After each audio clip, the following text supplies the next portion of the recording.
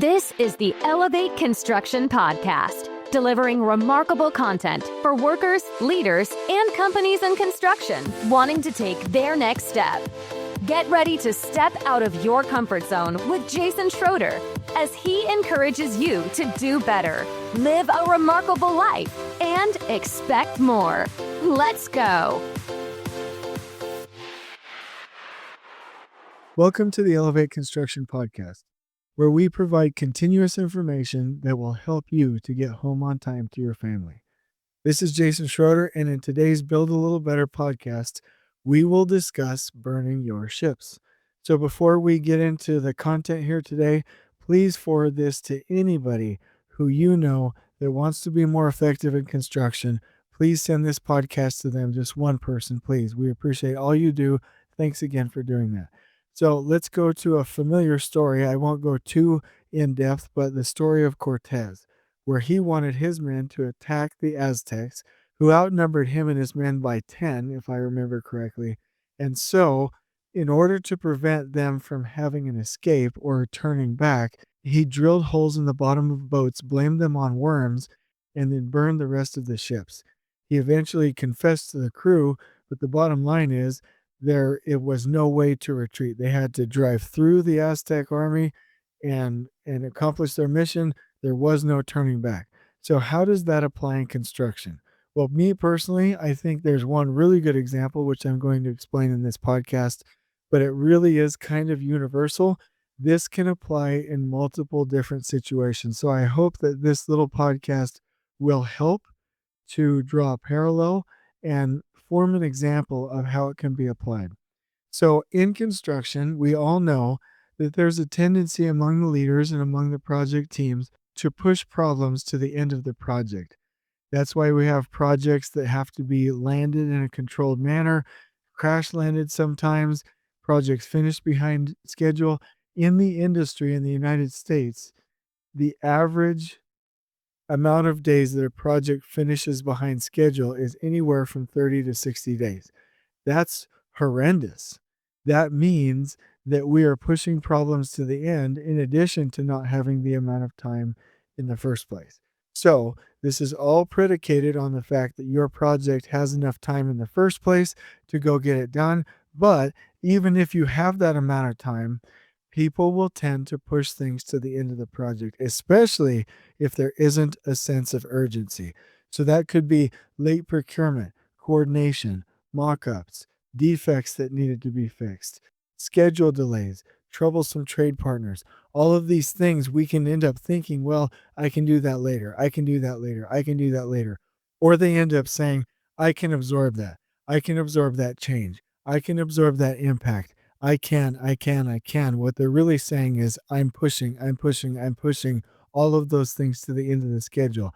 I feel like the last third of the project, that's my retreat. That's my escape. That's what I'm pushing everything to.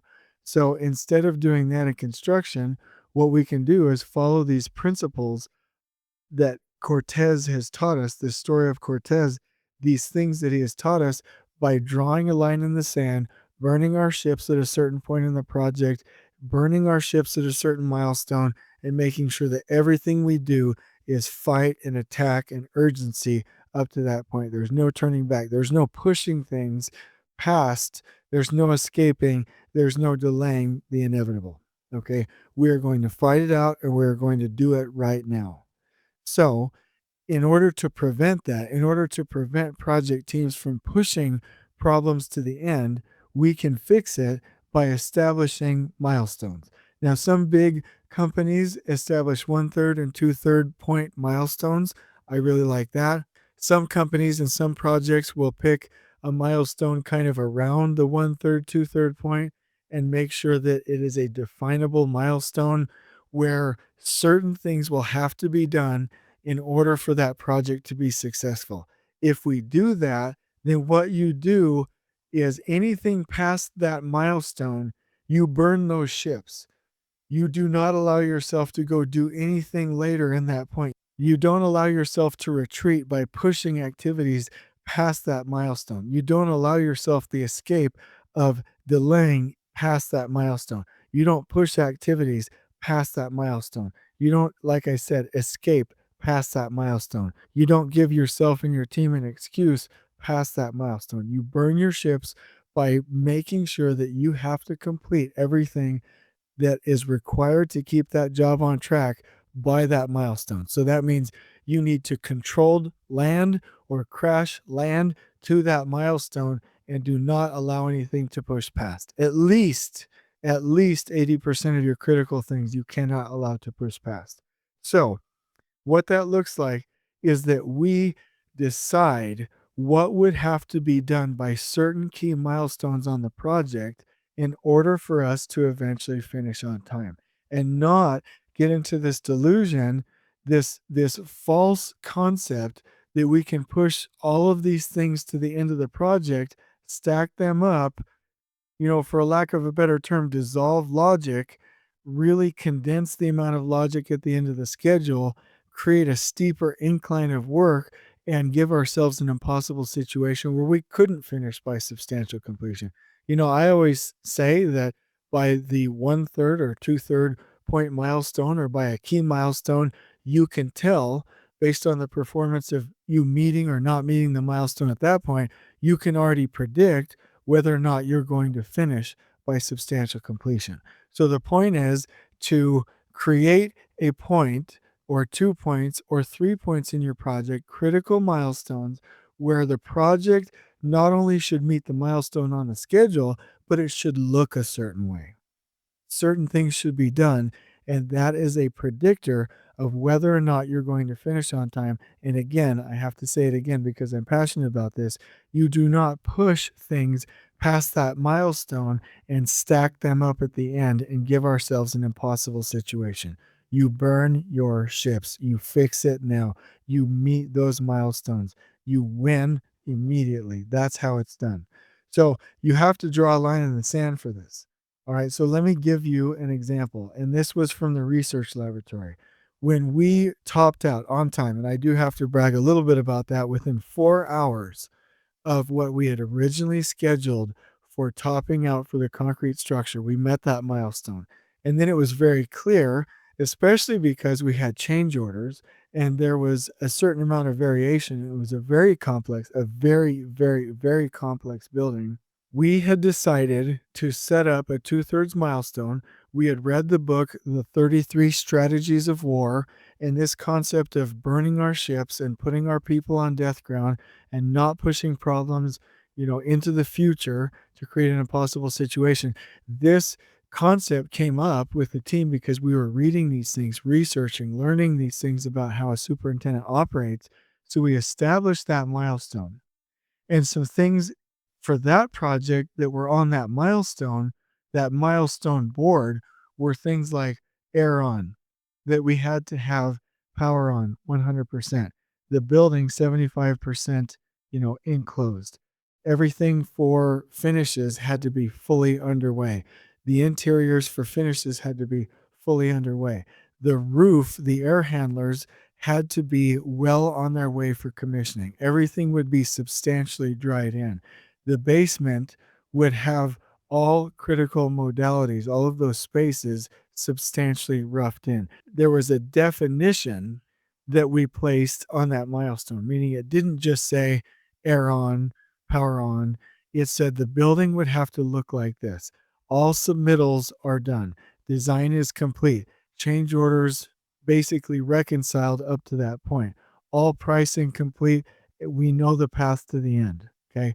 Changes from a design perspective have stopped. The on-site office team is able to help in the field 100%. The project is still on track for exterior procurement. There was the milestone portion of this where it said, air on, power on, but we also described what the building needed to look like at that time. And so we put that on a board, and it was like 24 by 36, I think, and it was on Corplast, and we put people's names behind each one.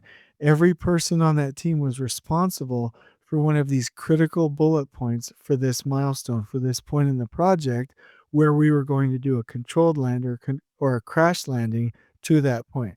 And what we decided based on our criteria is we had to get above 80% of those things done. Based on your criteria, you might have to get 100%, but we knew that we had to get above 80%.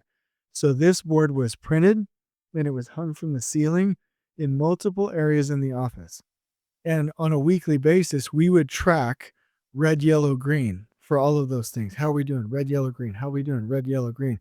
And if we were red or yellow, we did a recovery plan. We put the trade partner in task force. We brainstormed. We got together. We engaged in coordination. And by the time we hit that milestone, by the time we had to have air on, power on, the design complete, all of our finances reconciled, the exterior procurement was on track. All of these things that were on that board, we met 86% of those items and felt like because we had met that milestone, we were on track for substantial completion. And then we went into a monthly cycle. We called it the Yellow Brick Road, but we would map out the milestones for every month for the next 6 months, map out that month on a calendar view, what critical things had to take place for us to be successful every month. And we would put those on 11 by 17s and laminate them and tape them down at every seat on the conference room tables. So basically, what we said was by the 2/3 milestone, we have to have this done 100%. We're going to burn our ships. And then once we won that victory, we said, now we're going to do that every month for the last 6 months to make 100% certain that we're going to finish on time. And it worked. It worked wonderfully. We were able to finish that project on time. We always knew where we were headed. We made sure that we didn't push anything into the future to give ourselves this impossible situation. And it basically made it to where everyone knew there was no escape. There was no retreat. There was no backup plan. We were going to win. We were going to conquer right then and there by a certain deadline, and we were going to get it done. There's this other concept in the 33 strategies of war called putting people on death ground.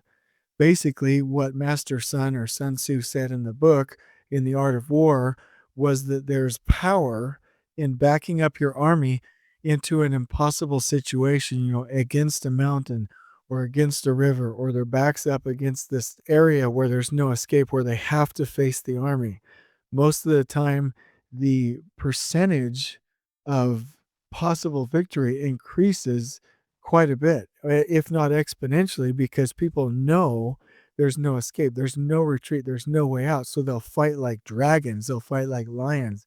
They will give it all they have. They'll give 110% because they're on death ground.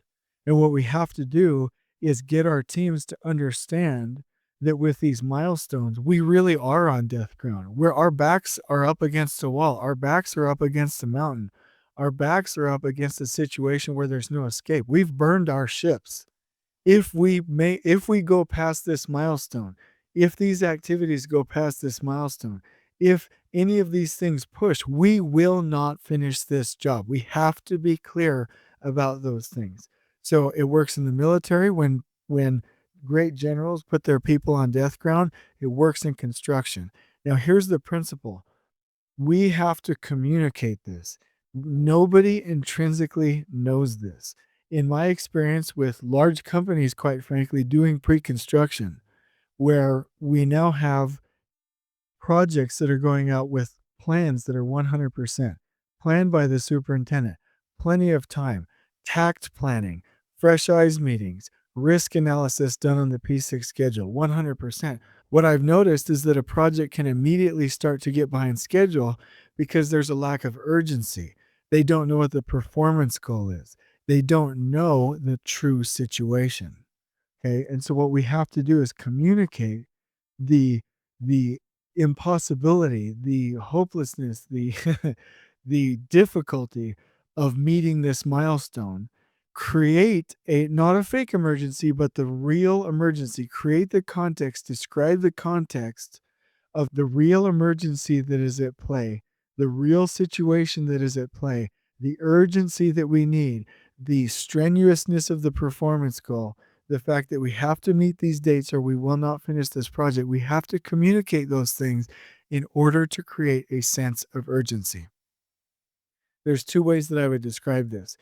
Every good team, they go through the trust and conflict, setting goals, hold each other accountable, and performing triangle, that little pyramid that Patrick Lencioni always talks about. That's how teams become functional. But the key for that is to have a strenuous performance goal, a big, hairy, audacious goal, as Jim Collins would put it, something that will force that team through those phases, something that will force the team through trust, through conflict, through setting goals, through holding each other accountable, and then on to performing. You have to have that sense of urgency. So we have to create that context. I'll give you another example. In the book Silos, Politics, and Turf Wars by Patrick Lencioni, he talks about learning in a hospital emergency room the concept that when there's a patient dying on the table, the doctors and nurses and technicians can yell and argue and just scuffle there in the room trying to save that patient. But then after the fact, they go off into the break room and they're totally loving and kind to each other. And the point there is that teams really come together and don't get offended at each other and don't have politics and don't have turf wars and don't have silos when there's an emergency. And the problem is on most of our construction projects, the team doesn't know they're in an emergency. They don't know the urgency of the situation. They don't know that if we don't finish by the 2/3 milestone, that we're not going to finish by substantial. So as leaders, we have to create that context. We have to send that message. And we have to burn our ships. We have to prevent anything from going past those intermediate milestones because we really do have an emergency. We really are on death ground. We really need to burn our ships. We really have to have a strenuous performance goal. And we have to act just like the doctors and nurses, like there's a patient dying on the table. And so this is the concept. And I've always found it reasonable and effective and phenomenal to create that context. Now, here's a word of caution. Do not, and please listen to me, do not go create false emergencies. Do not tell everybody that the project milestone is a month before when it's actually due. If you want to create a buffer like a week or two, fine. But if you're going to falsify the schedule for trades by a month or 2 months or 3 months and get people working too fast, out of flow, stacked on top of each other, you're just going to create a different emergency. I'm talking about burning your ships for the real situation, putting yourself on death ground for the real situation, having a patient dying on the table for the real situation, communicating that strenuous performance goal for the real situation, and having a big, hairy, audacious goal for the real situation. And if you can do that, then you'll create urgency. You will prevent this excuse to push everything off into the future. You'll prevent us from creating a false, unachievable situation, and our teams will have a chance to win.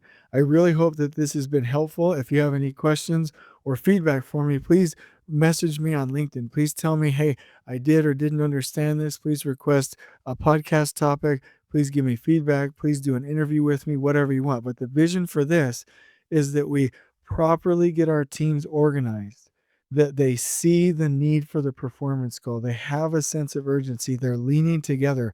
They are forced through the phases of a team, through team development, not falsely, but according to the real situation. And that comes when you properly communicate, the urgency of the situation, and you burn your ships and get rid of your excuses. I really hope this has been helpful.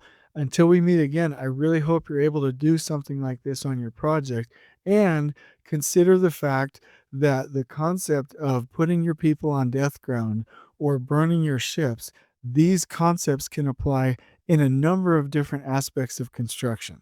So until we meet again, I really hope you're able to implement this or think about this on your way home. How does this apply to what you do every day? Until then, on we go. Please join us next time in elevating the entire construction experience for workers, leaders, and companies coast to coast. If you're enjoying the show, please feel free to share with your construction colleagues and help us spread the word by rating, subscribing, and leaving a review on your preferred podcast listening platform. We really appreciate it. We'll catch you next time on the Elevate Construction Podcast.